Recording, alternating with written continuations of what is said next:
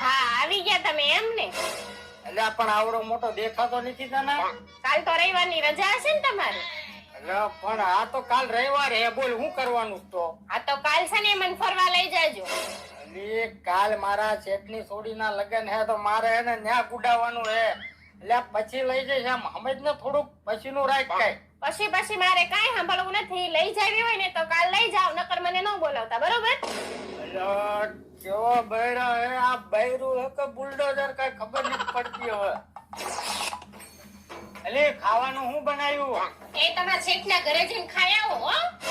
અરે બાપા, આ શેઠિયાનું કઈક કરવું પડશે યાર. આને તો હવે ઉપાડા લીધા, લોહી પી ગયા હે.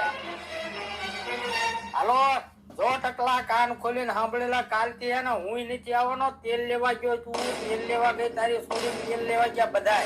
ભીખ માંગીશ પણ હરામ જો તારે ત્યાં નોકરી